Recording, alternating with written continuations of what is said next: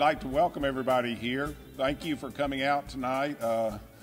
We are, for the past year almost, and we're not quite at a year period, we've been talking about the big picture, what we want to do as a community, how we want to see our community develop, what we want to see happen with our community. We've been looking for citizen input, and we've also been looking at, how to make this work and how to put it together.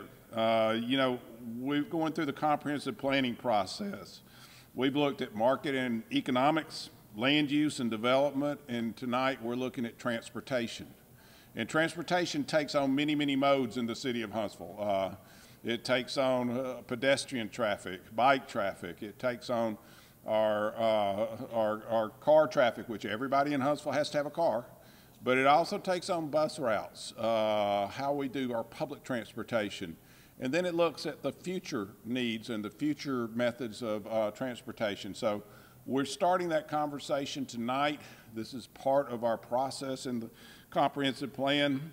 And one thing that we realize is that mobility is the lifeblood of a good city.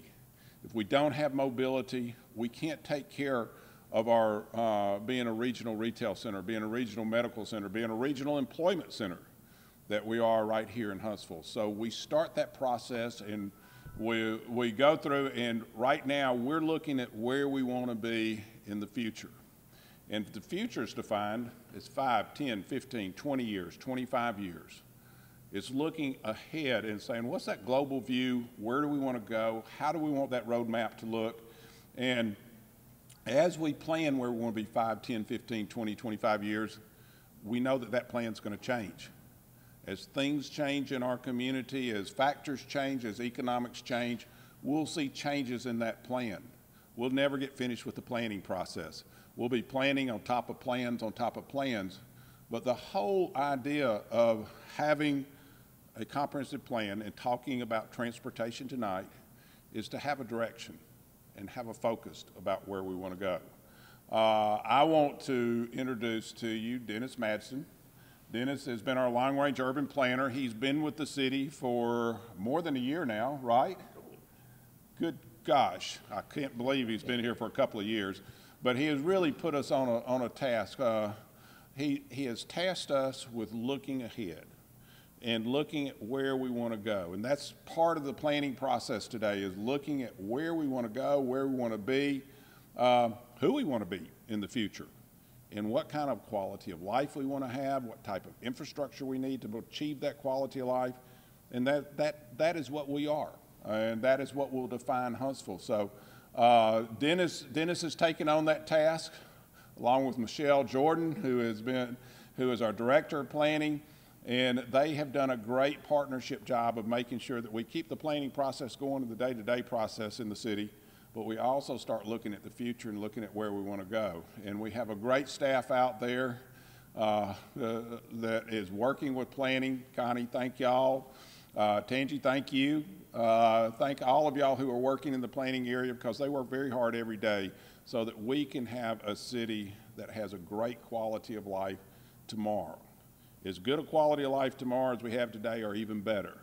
And that's the whole goal of what we're doing in comprehensive planning, is to make sure that we have a better city tomorrow than we have today. And that's where we're going to go. As you can see from the agenda, I'm going to do a few housekeeping items first, and then we're going to get you into the meat of the presentation. And then we've got a few little exercises on the back end of this that we hope to get everyone thinking a little more deeply about transportation.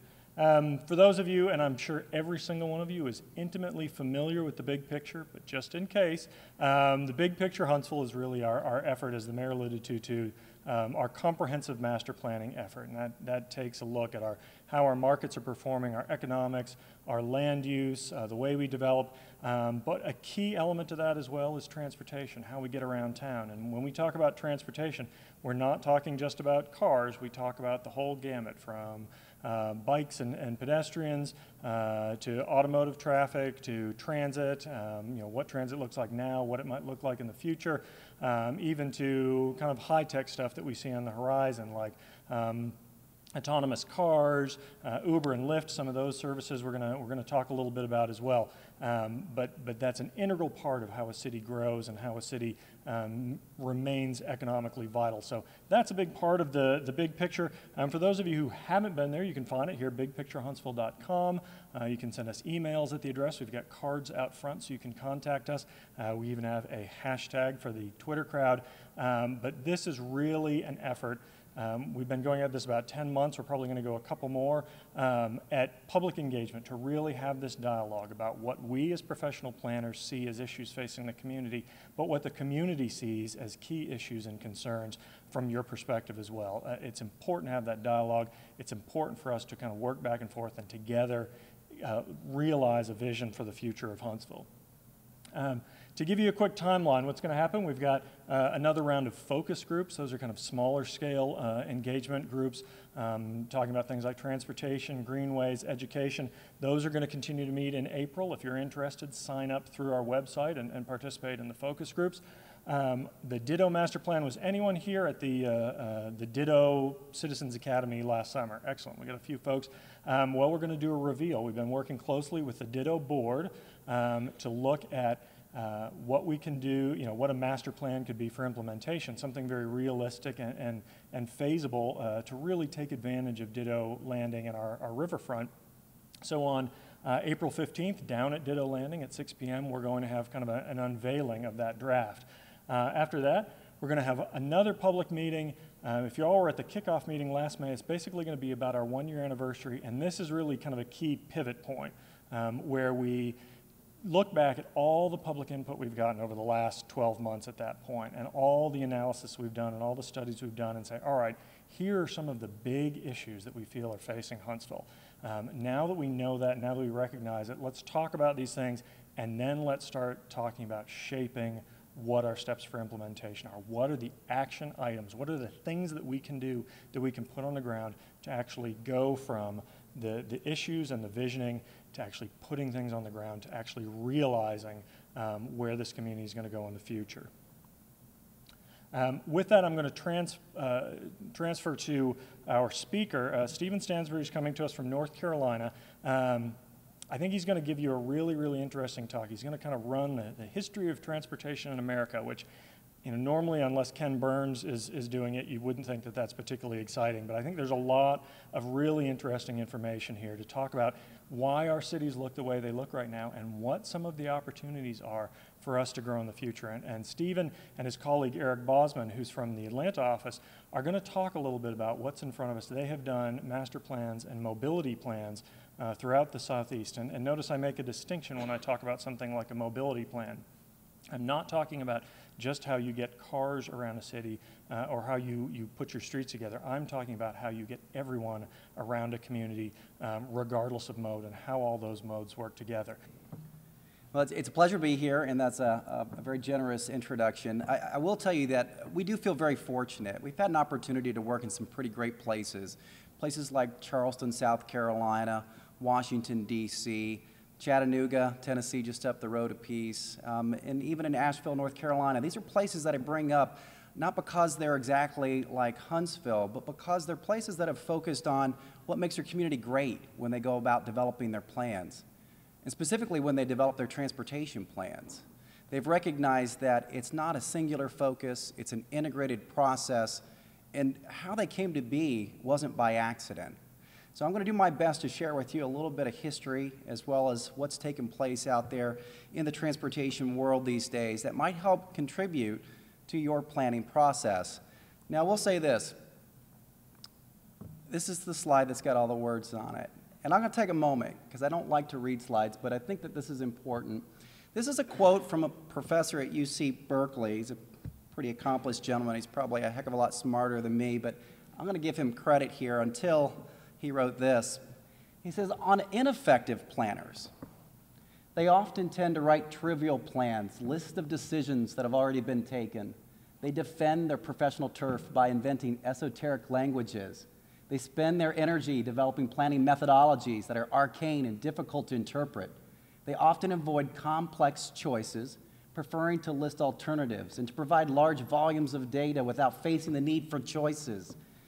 They invent names and functions for planning and often protect themselves by routinizing planning. Planning becomes bureaucratic. Data are collected, analysis has taken place, and no one seems to have much to say about the usefulness of these planning efforts, except those who carry them out. They emphasize the professional sanctity of their craft. That's a pretty strong statement right there. I take that personally, and in fact, my response is this. Engineering's easy. Remember, he's an engineering professor. I think there may be a few engineers in this community. Engineering's easy. It's just math. It's a universal language that even ET understands. Planning's more challenging because it's about responding to the needs of a changing and diverse world. And I think therein lie really is the situation that we find ourselves these days as we contemplate the development of plans.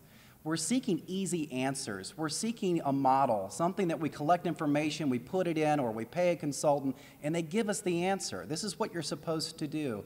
And in reality, that's a falsehood. Why? Because there's not unanimity in your community about what you value most, what your priorities are.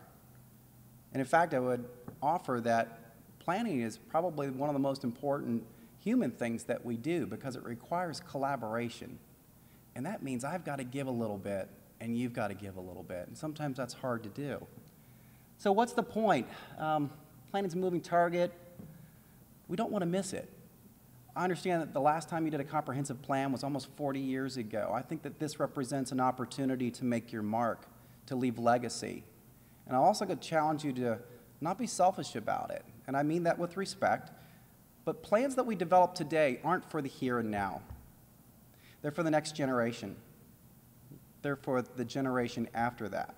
We've inherited a world that was largely created by our forefathers, and much of it is great, but a lot of it has created a lot of externalities that we're still contending with. So I'm going to share a little bit with you about the past, and it begins with just sort of an understanding that transportation used to look like this.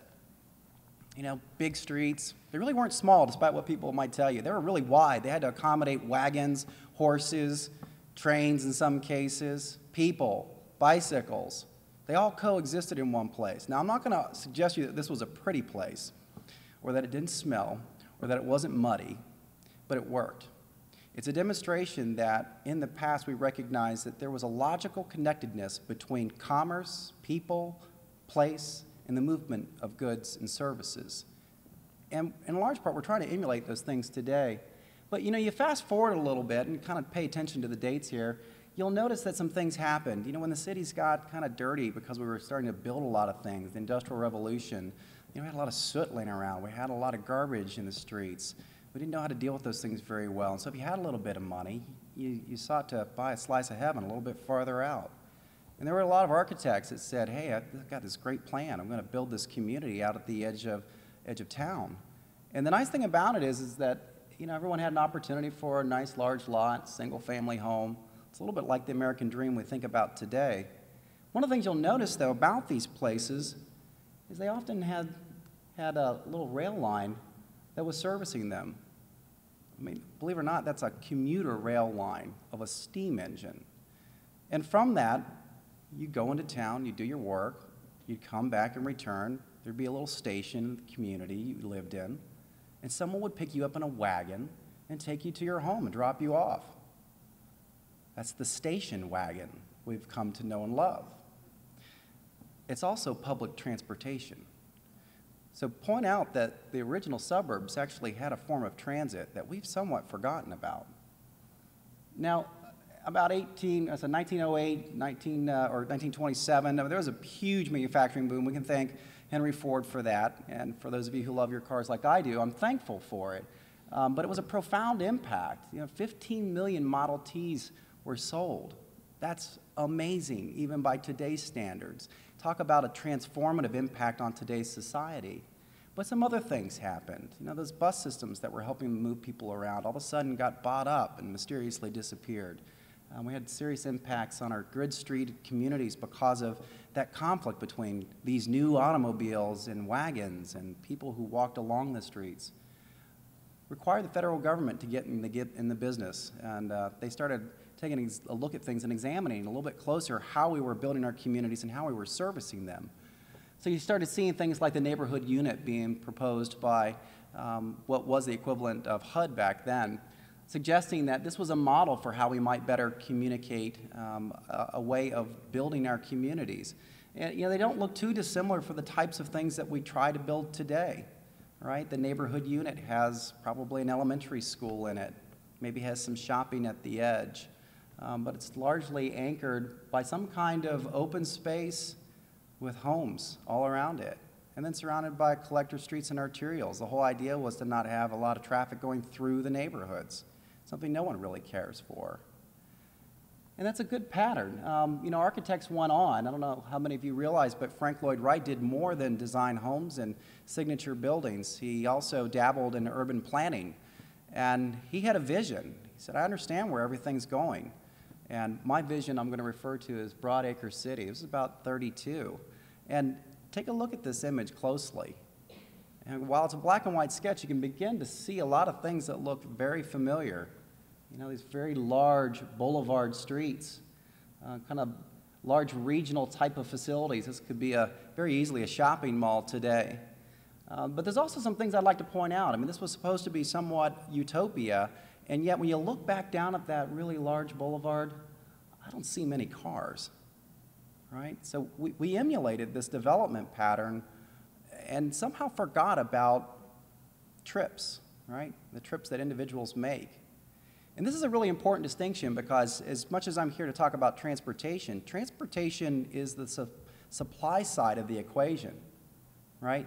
The demand side of the equation, where we have the greatest influence, is all about land use, urban form, what we actually build and where and how it looks. Those kinds of things influence human behavior. Now, I'm going to give Lloyd Wright a little bit of credit here because he at least created an excuse for why there weren't cars.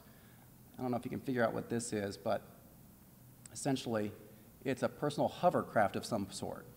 Now, I don't know about you, but I watched Back to the Future. We never got the hoverboard, and we certainly didn't get the hovercraft. So these are absent in the modern world that we live in. And yet the development form continued to follow a suburbanization pattern. We spread things out. We separate land uses. We need to build large roads to collect the traffic that's generated by all of this. And that creates some conflict. So in response to that, all of us are familiar with the success of the interstate highway system. It's massive. And at this point in time, it's second largest only behind China's highway system, which is pretty impressive, to say the least. Nearly 50,000 miles, and this is the number that's staggering to me. It accommodates 1/4 of all miles driven in this country. 1/4. That's phenomenal when you think about how few streets it really comprises. The cost of this is enormous, $425 billion. It's actually higher than that, right? That's a few years ago. And we continue to invest in it. So that brings us to today. And there's a lot of things going on that have resulted from that history. That big road that we had to build to collect all the traffic also resulted in a development pattern that looks a little bit like this. And there's no judging about this. It's something that has resulted from our decisions that we've made. We've got large physical boxes that address one kind of street in our communities, and those streets have to be all things to all people during all times of the day.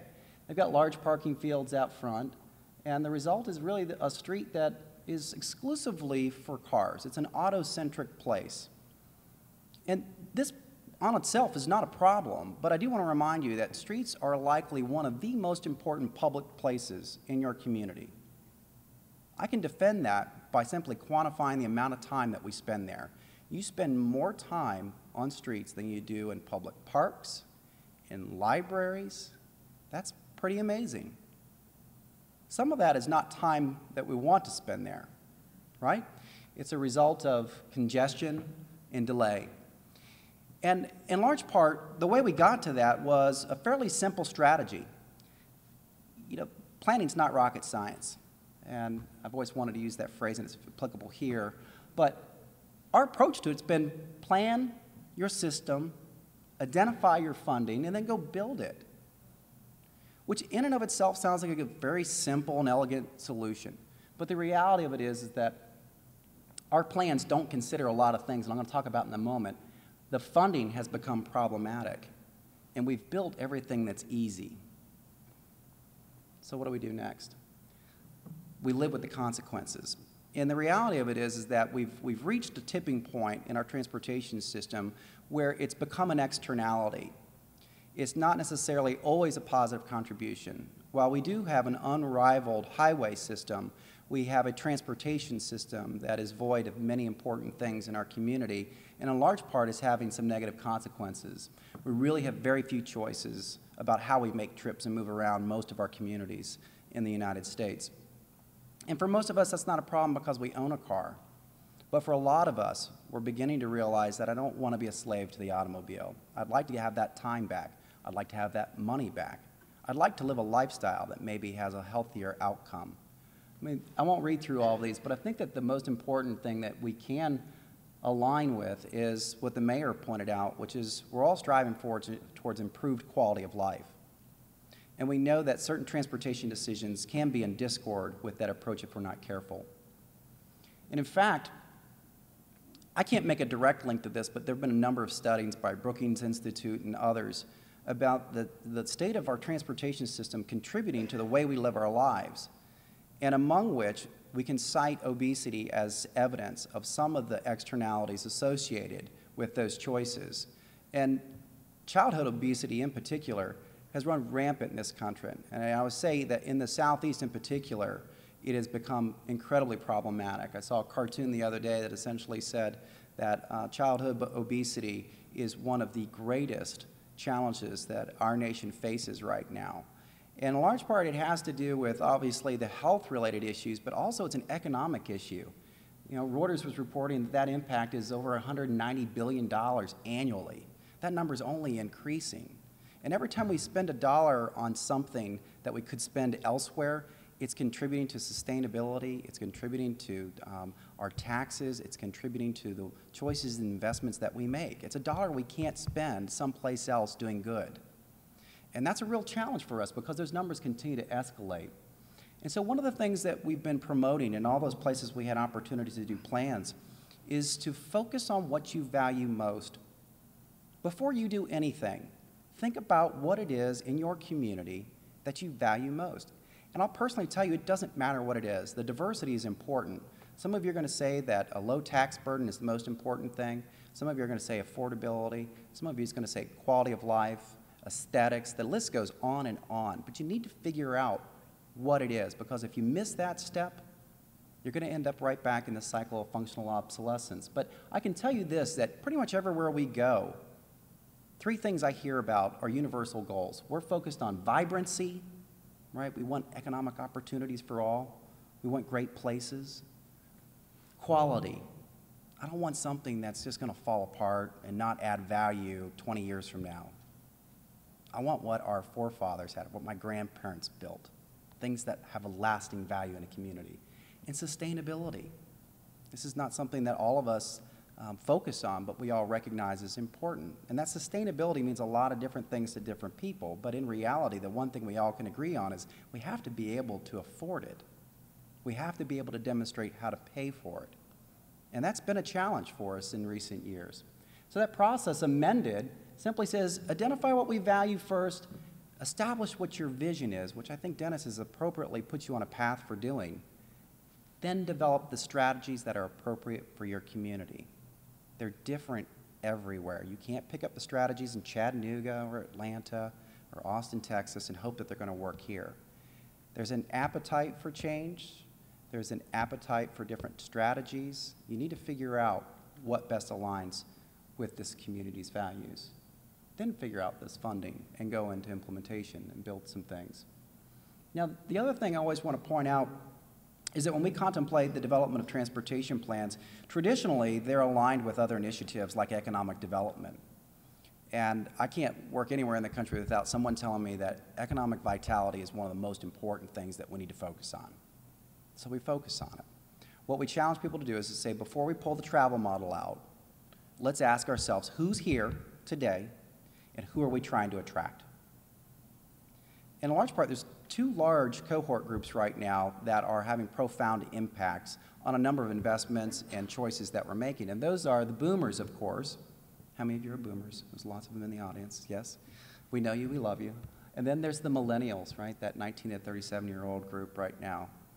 The interesting thing about the boomers and the millennials is that while there is a huge difference between their ages, some of their desires are very similar.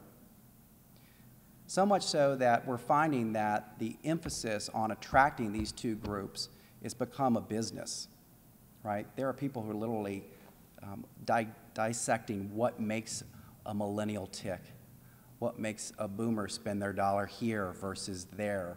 We want that dollar, right? We also want them from a growth perspective for a couple different reasons. Maybe to be selfish for a moment, I point out that boomers don't have kids.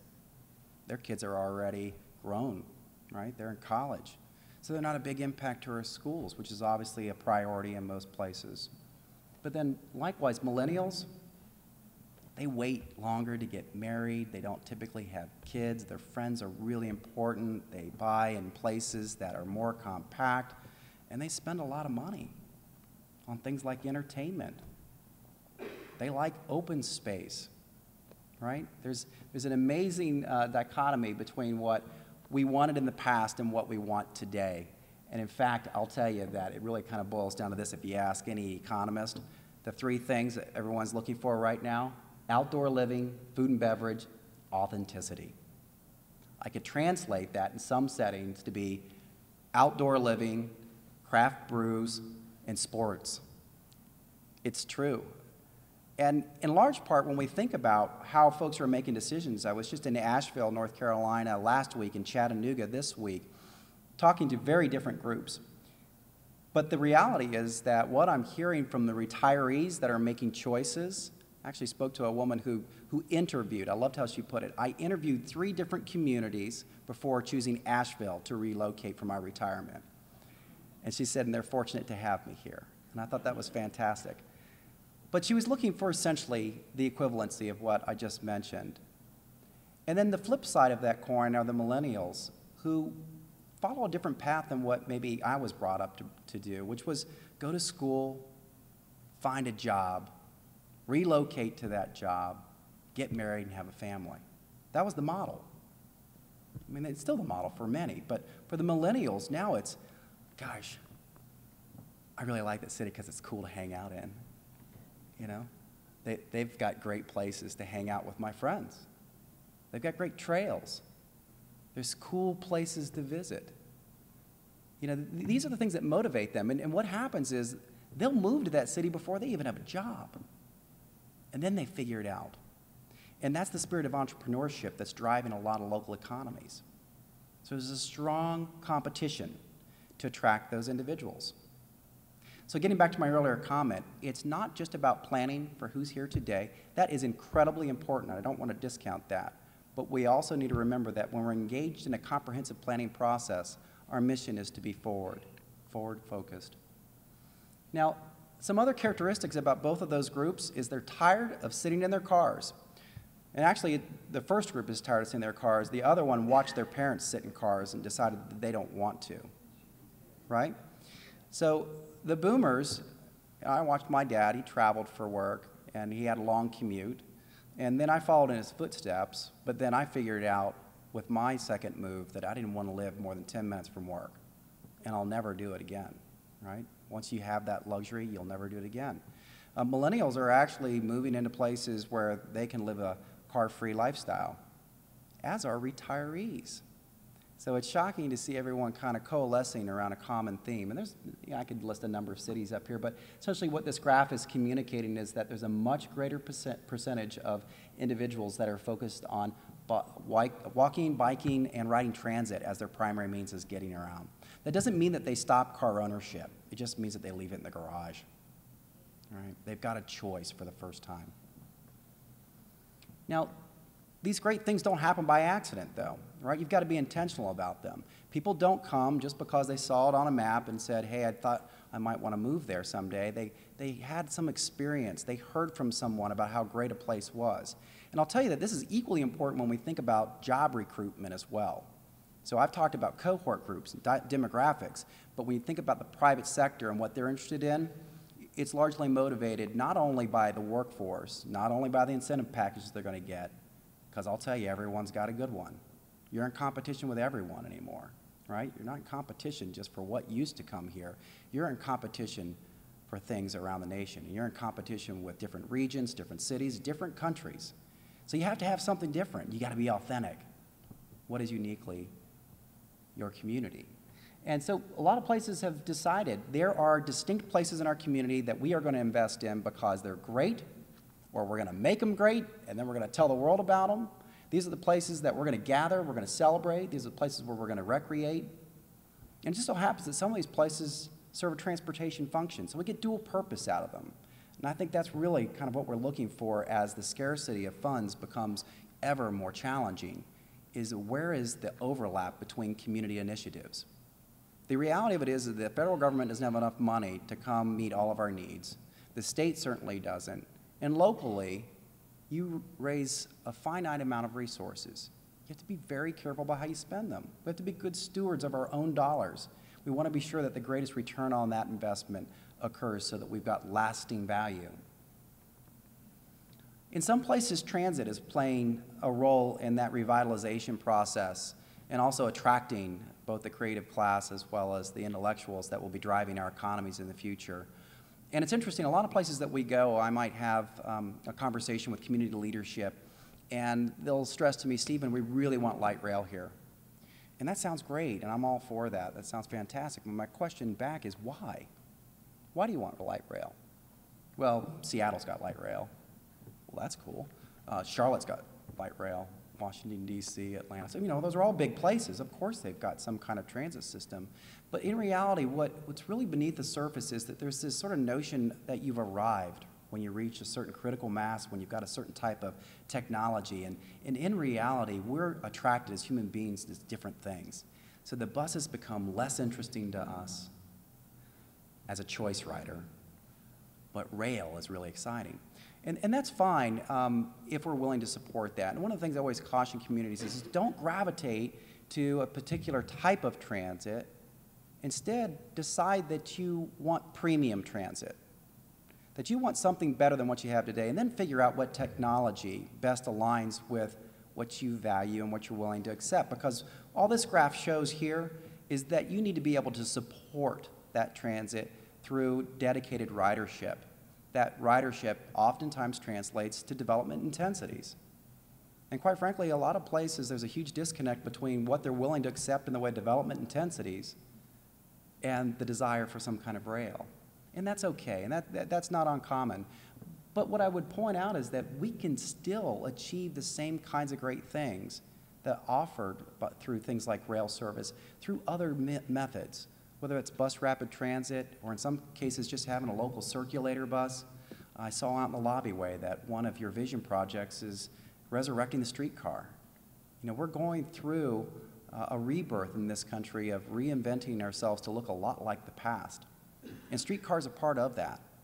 And streetcar represents the notion that transportation can take on a human scale that serves neighborhood scale in a very elegant way. It's unfortunate, it's just expensive to bring it back, right? If we had just held on to it for all those years. So fast forward a little bit, why does this matter, right? It matters because if we don't pay attention to the past, we're going to exacerbate some of the current trends that we see happening today. And what we mentioned earlier has a lot to do with land development patterns, but the consequences are transportation. Now we've got increased travel distances, increased travel times, and more congestion than what most of us would prefer. And I will tell you this, that congestion's relative, right? So I had the benefit of driving around your community a little bit, and I'll tell you, the congestion here probably isn't as bad as other places I've been. But I don't live here, and so that gets back to what you value most.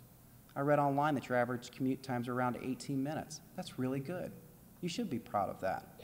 You know, if you can maintain that over time, that's an attractive, competitive characteristic of this community.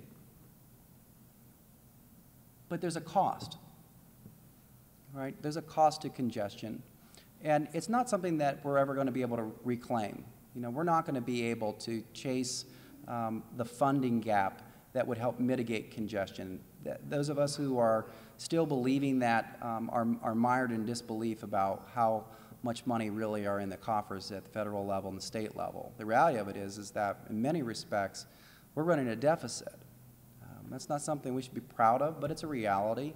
And it will work itself out, because I know that in times of need, we've always found new solutions to those problems. But there is an acknowledgement here that, as congestion worsens, it takes its toll, because that time equates to dollars, and dollars impact the economy. The good news is, though, that we're starting to see nationally sort of a leveling out of some of those congestion levels. They did peak around 2005. We had the fallout in the economy that slowed things down. But we've begun to see an increase in transit ridership that's aligning with the flattening of that congestion.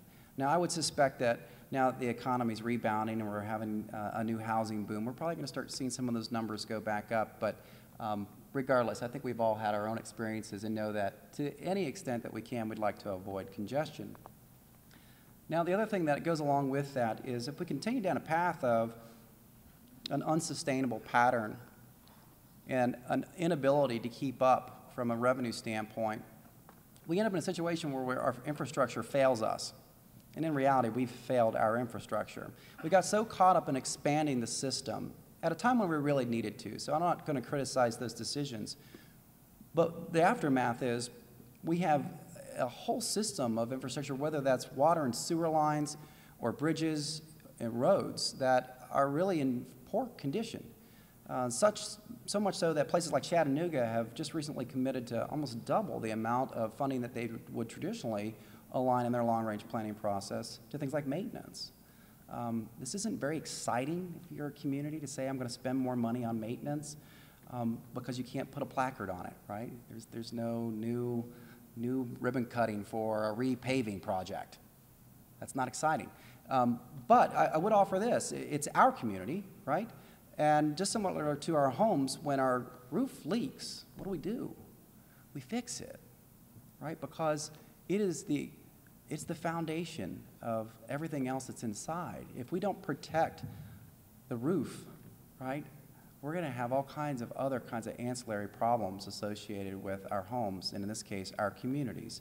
And so we've got to grapple with that one a little bit and figure out how we're going to identify new dedicated revenue streams. But there's lots of literature out there that suggests that we're not doing a great job. The good news is that we know we're not doing a great job, which highlights the problem, which means we've got people thinking about it and choices being made that are beginning to counterbalance those patterns. Because this is clearly something we want to avoid. And this is happening. Every few months we'll see something terrible in the news about either a failing road or a bridge failure. And I'll tell you, the bridges are actually getting much better. You look at the national reports. They're just such a catastrophe when they do fail that certainly everything is being done at the federal and state level to ensure that these things don't continue to occur. But this is just math as well. This is from CBO's office, right? And essentially what it's showing to you is over time where we're at with solvency on many of our highway funding allocations. And essentially this red line is just before 2014, and everything to the right of it are projections. And of course, we're somewhere in here right now. And I love that the CBO office reports these and uses blue in their histogram. And in reality, all of those bars should be red.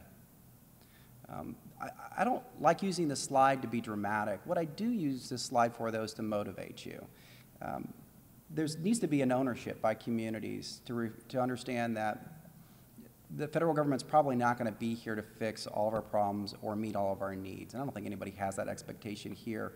But what I do want folks to hear is that communities that are identifying local revenue sources or methods to respond to these problems are better positioned to be competitive coming out of the recession. And I think that competition is important, that spirit of competition, getting yourself in the game, so to speak, is important. And so how you grapple with that is one that every community comes up with what's acceptable in their community, but it's something that we're going to need to figure out. I think you've got a history of capital projects here, and I have a feeling that you're going to likely continue down that path because it's important, and a dollar spent here that's levied here is better than a dollar that goes elsewhere outside the community. Now, technology's played a big role, and we've had some great things happen with technology lately. Everyone's got one of these, right? And it's changed the way we live our lives. These weren't around when I was in school. I mean, I'd like to think that wasn't that long ago, but it actually has been. But regardless, this kind of transformation is making its way in pretty much every aspect of business. So much so, you know, this was almost, people thought it was fantasy, but the idea of Amazon using drones to deliver packages, regardless of whether they're using drones or not, the Amazon effect on our economy is huge, right? It's not that it's replaced bricks and mortar, but what it has done is brought convenience to us at the click of a button. With that also means we've got more trucks delivering all those household goods and items that we one click away at all day long. And that trend's not going anywhere. And in fact, I think most of us would agree in a lot of ways it's good, it's positive. It's the kind of thing we like to see happen. But we have to adapt to that. We have to recognize that that's taking place. I don't know about you, but I can barely navigate anymore without GPS. I remember growing up, I knew all the street names. I could tell you how to get to a particular destination by telling you how many lights it was and what street to turn on, and that's all gone. I filled my head with other pieces of information and instead allow some voice from a phone or from a car to tell me where to turn. And that's not going away either. So then we get teased with some fantasy ideas that all of a sudden start looking like reality. And I don't know about you, but I've been dreaming about this day, right, where I don't have to drive a car. And primarily just because I thought it was cool as a kid, right? The idea of almost like the Jetsons, you'd hop in this vehicle and it would take you where you wanted to go. And I'll tell you, even 10 years ago, we probably thought that was a long way off. So I was sitting in the hotel lobby this morning, and I'm not a regular Wall Street Journal reader, but I picked it up because someone else had left it. And lo and behold, this is how relevant transportation is today. On the same page, there's a whole article about Google cars, and at the bottom right, another article about Uber. And I don't know how many of you know about Uber, but it's essentially replacing or transforming the taxi cab industry. How many of you use Uber or know what it is? All right, see, most of you do. That's amazing. One of the first things I did when I got here was to click my Uber app open to see if you had Uber service, and of course you do. I was in Dallas, Texas for the national championship game a few months ago, and I opened up my Uber app, and it said there was also helicopter service available. This is amazing. A little pricey, but amazing. So these kinds of things I don't think necessarily change the need for good infrastructure, but they are changing the choices that we have. They're also bringing about things like congestion pricing. I don't know whether you knew it or not, but during peak periods, you pay more for Uber than an off-peak period. It's just economics. It's what makes the world go round. But the Google car, you know, is one type of autonomous vehicle. I liked what Elon Musk had to say in this article. He's the guy who owns Tesla, I'm sure many of you know. He says, autonomous cars are safer than those with human drivers, and that problem has been solved. They're going to be available in a few years. There's no question. Mr. Musk said it would take several additional years for regulators to sign off on the vehicles. There's an argument for being quite cautious, Mr. Musk said. He's talking about safety. The reality of it is that this isn't a question of if. It's now just a question of when. And it's not a question of when the technology is available. It's a question of when we as a society and as regulators can get our act together and come up with rules and regulations that allow for it to occur. This is phenomenal. This means that before I retire, I may not have to drive anywhere. That's not a bad thing. My kids probably will never learn to drive a car, which is another interesting point. I don't know if you've noticed or not, but teenagers are waiting longer and longer to get their driver's license. This is not an anomaly. This is not geographically confined to any one place. It doesn't matter whether you're in the deep south, the west coast, the northeast, or Florida. They don't want to drive. If we are to be planners, we are to be forward thinkers, and we need to anticipate that that requires creating places where people can thrive, and thrive in an environment that meets their expectations and their needs. And if we don't create those places, then someone else will, and we lose the benefit of their presence. So my next section, and I'm going to be careful of time, is to suggest to you what I suggested early on, which is that there's not a black box out there that has the answers. You can't hire a traffic engineer to come into your community, crunch a bunch of numbers and say, you need to widen that street, you need to fix that intersection. There's some short-term things where that is completely valid and a good approach, but when we're talking about systems-level transportation planning, being visionary, and developing a comprehensive plan, we've got to be a little bit bigger than that. All right? As much as I'd love to get paid to do that work for you, I'm going to tell you we need to think a little bit larger than that. So I always like bringing an example. This particular slide, I think, has some pretty great streets on it. You know, I've worked in Savannah, and they got those wonderful tree-lined streets and some beautiful downtowns with quintessential little main streets. And I think all of us would agree that there's something appealing about all of those places. But they have something in common as well. According to the regional travel model, right, which is another black box that we like to use as engineers and planners, the model says those roads should be widened in the future, right? So I use this only as an evidence to suggest that if we allow the black box to make decisions for us, essentially outsource thinking, we have a probability of impacting those things that we value most. These are the great places in our community.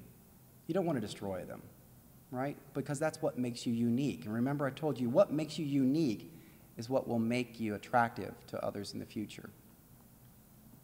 So clearly, when we did use the black box to make decisions, we created auto-dominated places. Now, I'm not saying the car is bad. I've already expressed my bias. I would prefer not to have to drive anywhere. However, I love cars, right? I love cars. Someday, maybe I'll own a 57 Porsche Speedster, maybe. But I probably won't drive it very much. I'll just look at it in my garage. To that end, you know, these kinds of places, I took this photograph for about 3 years in downtown LA. This is in the middle of the day. This is not Sunday afternoon. This was taken around 3 o'clock. I stood in the middle of the street, took the photographs. There was no one there. And it's not because it's not a vibrant place. It's just because that system was set up to be devoid of people, but populated with cars instead. So, you know, these cars pull into the parking decks, people do their business, and then they hop home on a freeway. So, you know, Project for Public Places is a great nonprofit, and they do a lot of research, and I think that they sum it up very nicely with this quote. If you plan cities for cars and traffic, you get cars and traffic. I mean, that makes us planners really powerful people because you get what you plan for, right? But if you choose the option of planning for people and places, guess what you get? People and places. And I'd rather define a community by what's unique about its people and its places than whether or not you can move around with the utmost of ease. And that's led us to this understanding that we really can't have a one-size-fits-all approach to transportation. You know, the rules of the past just simply don't apply anymore.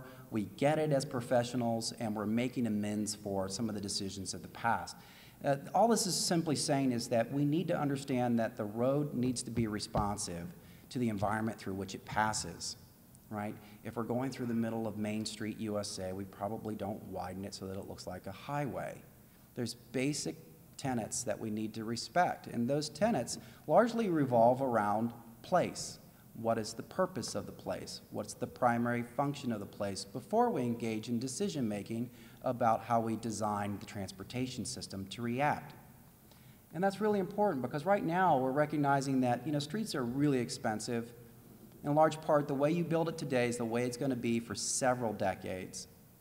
And so if we're going to build streets, if we're going to improve streets, we should make a concerted effort on those large streets that we accommodate as many users as possible.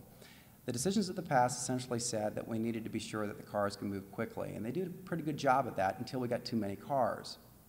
And then they said we needed to widen the road, and then we said, well, then if we widen the road, there's no purpose for the road because we end up taking all the businesses along it that generate the traffic.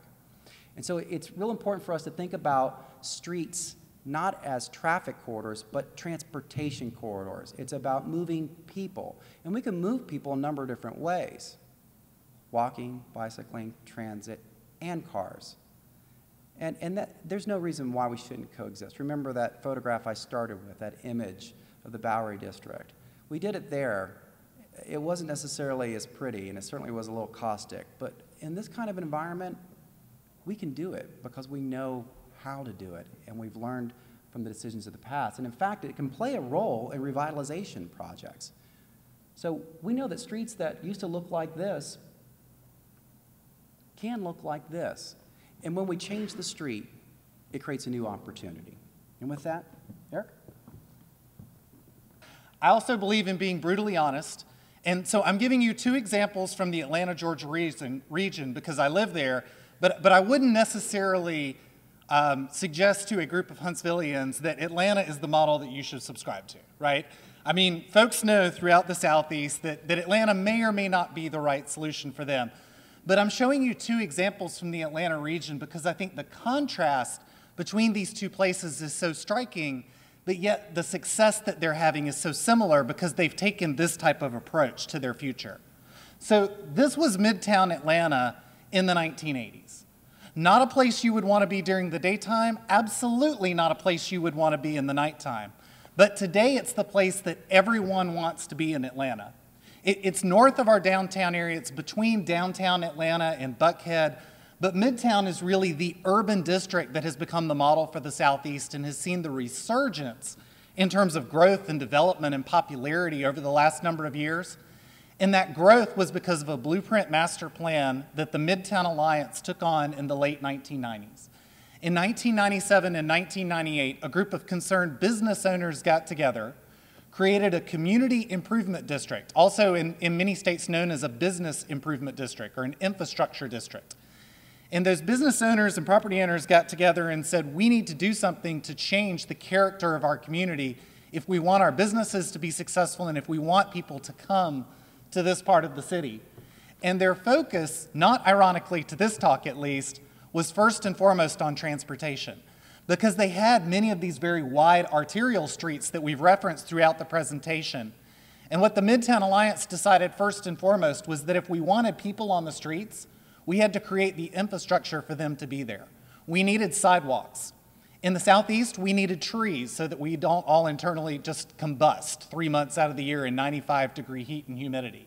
So we had to change the environment. And so what the Midtown Alliance did between 1997 and the mid-2000s, and that's also a great lesson to be learned, because when we talk about planning, we're really talking about implementation, but it does not happen overnight. It takes effort and blood, sweat, and tears, and one generation of planners to the next generation of planners. It takes consistency of elected leadership and political will to make these things happen. But the Midtown Alliance spent over $50 million improving streetscapes, lighting, trees, sidewalks, parks, in order to create the environment for investment to occur over a period of years. And what happened was the picture that the lady's holding up in the middle is the picture that was on my first slide from the 1980s, taken from the exact same spot of this picture that was taken just a couple of years ago. And so by changing the environment through making wise investments with what limited transportation dollars they had, they changed the very fabric of Midtown and created this walking community that, as Stephen went through the demographics earlier, that every millennial in Atlanta wants to live in. And that many baby boomers who are making the decision to leave the suburbs and come back into the city, or leave their 5 or 4 bedroom house in the city to move into a 2 or 3 bedroom condo, they all want to live in Midtown because it is the place where you can walk and have your dog and shop and have a very different kind of lifestyle. And so the impact of that $50 million in transportation investment has been over $2 billion in tax base increase. Growth in residential units, in institutional square feet, in office square feet. It's changed the very fabric of the community. And again, it's the place where everybody, if you're a millennial or a baby boomer, wants to be in the Atlanta region today. But what if you're not a millennial or a baby boomer? What if you're like me and you're a Gen Xer and you've got 2 small children and the idea of having both small children and 2 dogs in a condo just sounds really painful? Well, then we go to places like Dunwoody on the north end of Atlanta. So again, mind the contrast here. While Midtown is very urban in character, very vibrant, it's as close to a 24-hour environment as you're going to get in a positive way in Atlanta. It attracts the millennials and baby boomers. This is the more suburban, ex-urban, less walkable, but really great for your dogs and children, good school system, place that you want to be. But a very similar tactic in that what the city of Dunwoody has said is our neighborhoods are great. What we really need to do is focus on our commercial centers and our commercial areas and make sure that they're more vibrant. And one of those is the Dunwoody Village area. Now, I love this little graphic because it was one of the most telling things that we did during the master plan process. We basically showed how much asphalt there was in the Dunwoody Village. Over 200,000 square feet of retail spread out across 150 acres of land. So you could drive from the dry cleaner to the florist, to the hardware store, to the restaurant, because you stood no chance whatsoever of walking from one to the other, even though some of us probably would have liked that opportunity, but you would have had to go through this vastness of parking lots, and again, without any trees in July or August, you really don't stand much of a chance out there. So what we did is we took a 4-lane parkway that goes through the portion of Dunwoody. So here's that 4-lane parkway in the section. Now, Chamblee, Dunwoody Road, and Mount Vernon, those are the car streets. Those carry all the cars. So we have this 4-lane parkway that carries no cars, or people, or dogs, or pretty much anything else. So there's a pretty average day on Dunwoody Village Parkway. Carried about 10,000 cars a day, 8 to 10,000 cars a day. Well, a simple 2-lane street can carry 16,000 to 18,000 vehicles a day. Just a cut in the dry 2-lane street. We have this big 4-lane parkway. I don't know about you, as someone who has a background in architecture and landscape architecture, I don't find those to be the most beautiful trees in the planted median, but let me be clear, it was an absolute fight because we were killing trees as part of this process to clear the median out, but we had a vision for what we wanted this to be, that as the city center in Dunwoody, that this area in purple didn't need to look like a closed 1960s suburban interior mall. It needed to look like a more vibrant, walkable village that would provide a real downtown for our community. And some of the bad office and retail on the outskirts needed to be repositioned. And we needed more people who could live in close proximity to that area if we really wanted restaurants and retail to be successful. And so in order to shape the Dunwoody Village, we had to craft this vision, but then adapt our transportation infrastructure to meet the vision, and not vice versa. And as Stephen has been saying all along, I think that's the tradition that we've come from in America, particularly during the automobile age, that we've allowed our transportation to drive the types of places that we create, rather than deciding what types of places we want to live in, and then using and adapting our transportation to fit that vision. So that's what we've done in Dunwoody, and we've taken that 4-lane parkway, and now it's a 2-lane street with bicycle lanes. We still have arguments about the bicycle lanes, but we have bicycle lanes. We have trees that are going into the side. We have sidewalks, and so that 4-lane street, same angle from a few slides ago. This is it a couple of months ago, because in a couple of years, this is the environment that we want for our city and for our town. And so while it's still somewhat suburban in character, while it's still for us Gen Xers and our kids and our dogs, we want a place to be able to walk in the night and be able to go from the hardware store to the restaurant to the ice cream shop, but leave our car over in one parking lot. And so that's the future that community has chosen for itself. And so as you move forward in Huntsville, we want to talk about a couple of ideas and a couple of strategies that you may want to think about. Using this more progressive, this more contemporary planning thought, a lot of what communities are doing is first identifying those places that are special, that you don't want to change, that you cherish, that are your signature areas. And let's make sure we don't mess those up first and foremost. And then let's identify those areas that are most in need of help and investment and that need change so that we can reinforce and support our communities that need help. And let's make sure that we circle those and put those on the map and identify what our vision is for that area. And then think about how our transportation not only works within those character areas, but how we connect to those activity centers rather than through them. And so that's what's happening in communities throughout the Southeast in particular, because all of our Southeast communities grew up in the same period where we were very reliant on the automobile, and the automobile drove many of our decisions. And again, we're not saying that that's necessarily evil or bad, but what our public is looking for today is choices and opportunities to make a different decision if they so choose. So we're also working in a city like Greer, South Carolina, the home of BMW now in the United States. And the same strategy that even though we have some areas that will be more automobile necessary and automobile centric and others will be more walkable, let's identify the areas and what we want them to be and then use our transportation as a tool to fill in the gaps so that we're designing places first and foremost rather than systems. I think I'd like to challenge this community to think about how you're going to consider land use and transportation during this planning process. Are you going to use it to leverage one versus the other? And just remember what I shared with you about how the supply side of this really is the urban form and land use, and it becomes incredibly important if you do want to have any influence on travel behavior and how we move about our communities. And that there really is an opportunity to aspire towards something that's more performance-based planning. I know right now, I think planning is under a lot of scrutiny because everyone's looking to be better positioned. We want to be sure this plan does exactly what it set out to accomplish. And so we've set out to create processes that are more performance-based. This is a lot like how the private sector handles everything, right? And there's no reason why we shouldn't embrace that. But it requires that you determine what that framework will be. Remember, I mentioned determining what you value most in terms of desired outcomes, right?